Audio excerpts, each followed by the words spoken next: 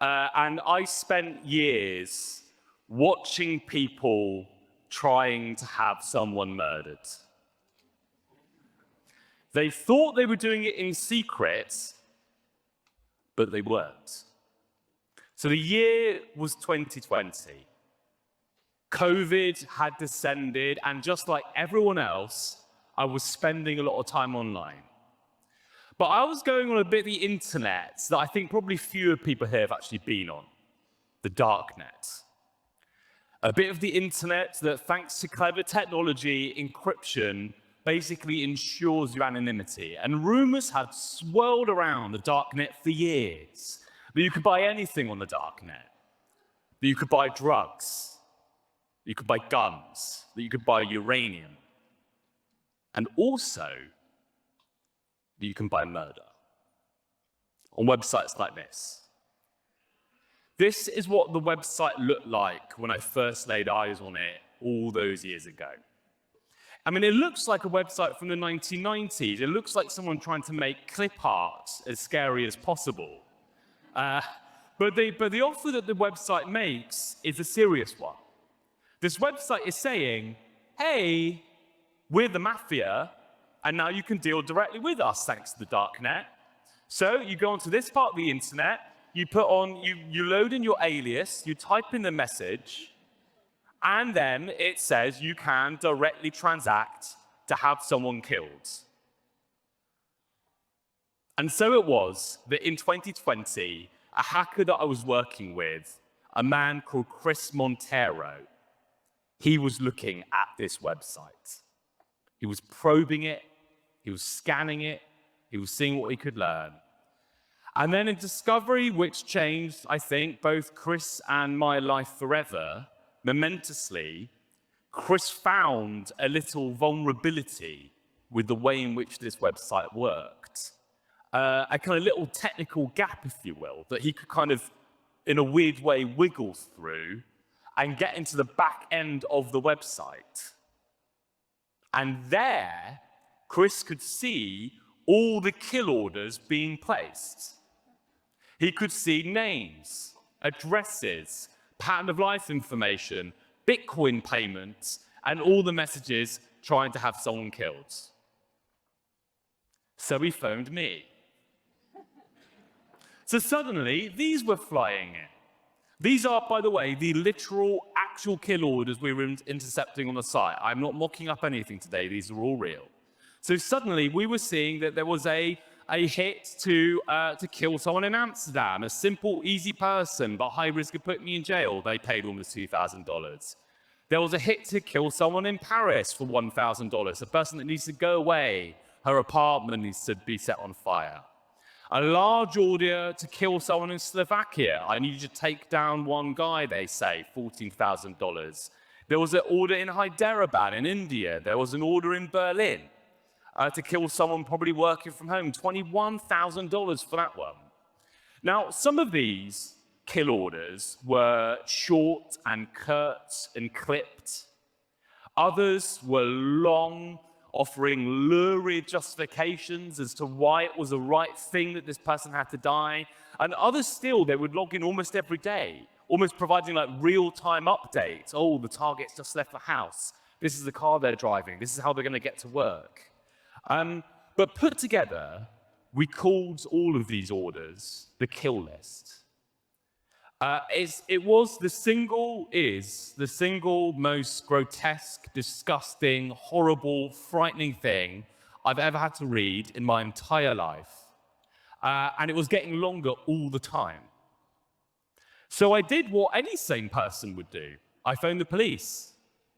And so it was in the middle of COVID, the first two strangers that I'd seen for months were two somewhat nervous uniformed police officers from the Metropolitan Police stood in my kitchen, and I laid it all out for them. I took them through the website, I took them through the hacks, I showed them the orders, we'd drawn this diagram of how the website worked, and they looked at it, and they looked at me, and they looked at each other, and they were unfortunately genuinely quite concerned I was insane. And it's a bit of a longer story, but ultimately the Metropolitan Police decided not to take up an active investigation in the site. But we knew we couldn't step away. Like these people whose images we could see, who knew where we lived, these people being targeted, they might be in terrible danger. You know, they might not know that someone out there on the darknet was trying to have them killed. So we took a decision, maybe the most difficult decision that I've ever had to make, certainly professionally. And the decision was that I would go and reach the people on the kill list myself, directly. That I would tell them that someone was trying to kill them. And so we sculpted a script, we worked with a psychologist, we worked out how we would try and soften the blow of being told that someone was trying to kill you.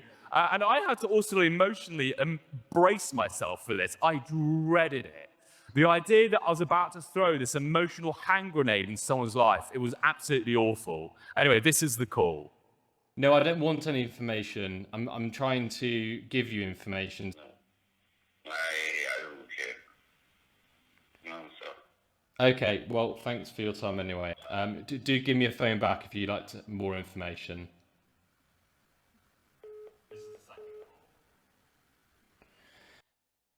Would we be able to arrange a time to be able to talk to you at greater length about that? No, thank you.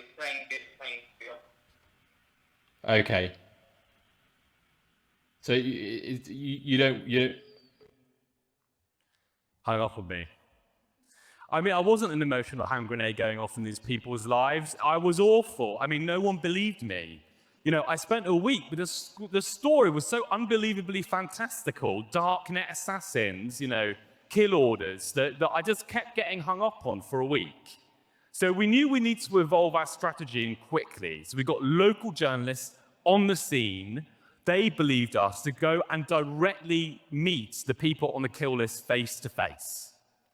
And the first place we tried to do this was to reach a woman called Elena here in Zurich, in the outskirts of Zurich. I spoke to the local journalist.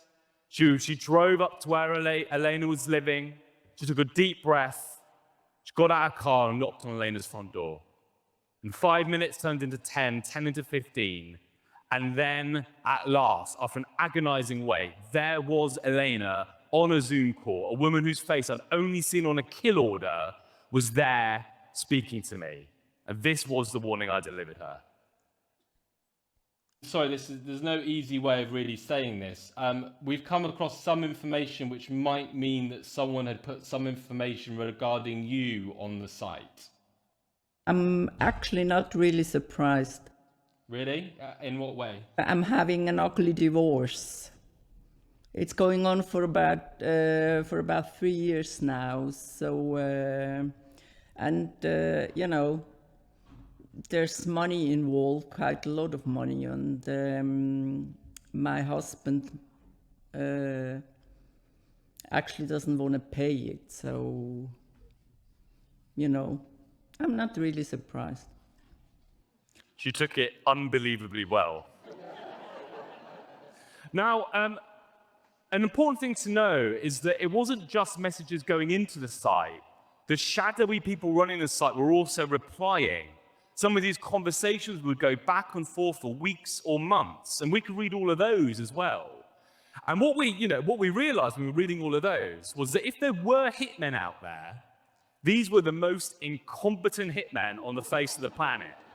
Like, they kept losing their weapons, or they kept getting lost. It'd build up to the hit, and suddenly the target would be too well protected. They'd have to pull out, new teams have to come in, and every single time the price would go up. It became really obvious that there were no shadowy hitmen out there. The site had no interest in killing any of these people. They were just trying to extort as much money as they could from the people placing the orders. But the people placing the orders, they of course did not know that. They were deadly serious when they were trying to have these people killed. And nowhere was that lesson starker than actually with Elena herself. So after we spoke to the police, after we spoke to Elena, we spoke to the police. And sometime after that, the Swiss police did arrest her husband. And only then did we realize that he'd been renting a secret room next to her flat. And in this room, there was a flip knife, a telescopic baton, a submachine gun, a Glock 9mm pistol, an AK-47, zip ties, a black bin bag, black rubber gloves, GPS trackers, lockpicks. That was a lesson to us if we needed it. The people writing these orders could be just as dangerous as any darknet hitman.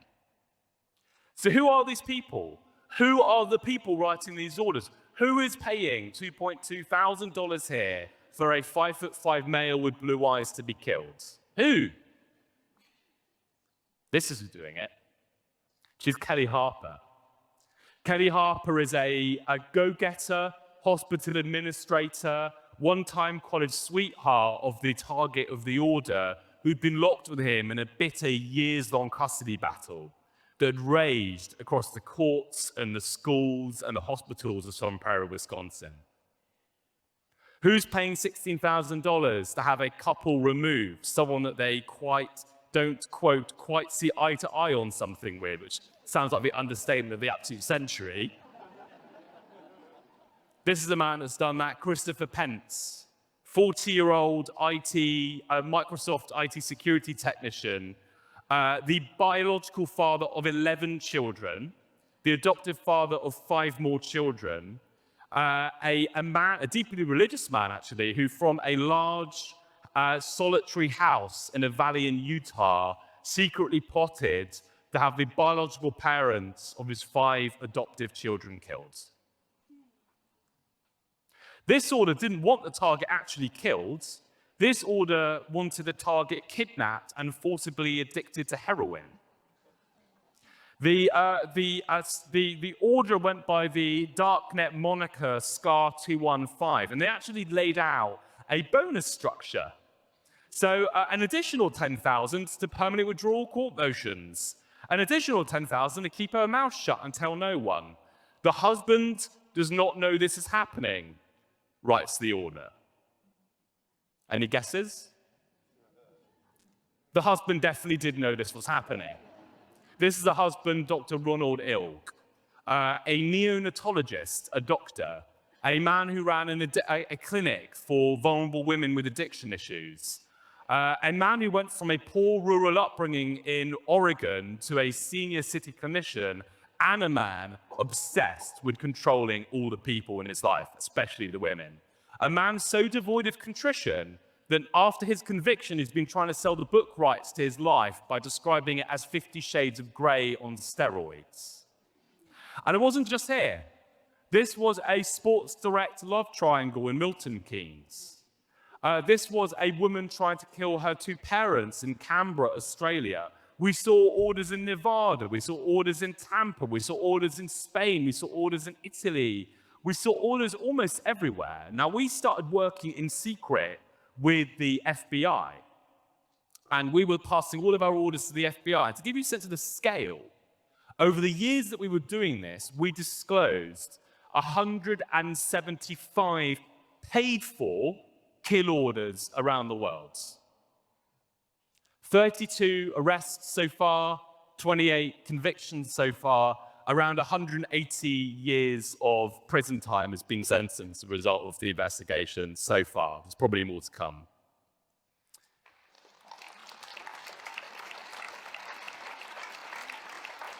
Thanks. And in case anyone's wondering, no, we're not still doing this. So there's a whole other investigation that we did into the people running the site. It turns out very likely that they were a group of Romanian cyber criminals, and some years ago they were then arrested in a rash of raids across Romania. We were then locked out the site, and yet convictions have continued that we have had nothing to do with. And that is the only reason I can stand on this stage today and tell you about any of this. This is, by the way, not a story I really thought I would ever be on a stage and able to tell anyone about. So it's a spectacular moment for me to be able to finally kind of talk to the world about what we were doing all those long years ago. But where are we left with?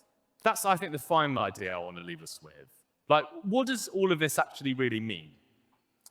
When I first started doing this, I thought the kinds of cases that we were going to be dealing with were going to be to do with maybe organized crime, big drug deals gone awry. And I think the reality is somewhat more unsettling than all of that. What this website seems to do, in the eyes of the orders at least, is to make taking out a hit on someone convenient and clean and safe and easy, whereas it was once difficult and dangerous and scary. It's essentially lowered the barriers to entry to ordering an assassination. And I think that that brings us face to face with something that is quite disconcerting. The people on this list, the kill list, and the people that put them there are normal people. The perpetrators are basically normal people. They have jobs, they have friends, they go about living their lives just like you and I. You know, and they were going about holding all of that down basically at the same time that they were plotting in secret, constantly, coldly often, to have someone killed. I think that if there's one thing that unites them all, it was often intimate partner violence, by the way, spiraling out of control. And I think the one thing that unites them all is a desire for control, a need to have it, an inability to lose it, control of a thing, control of a relationship, of a family, and a willingness, ultimately, of course, to kill to get it back.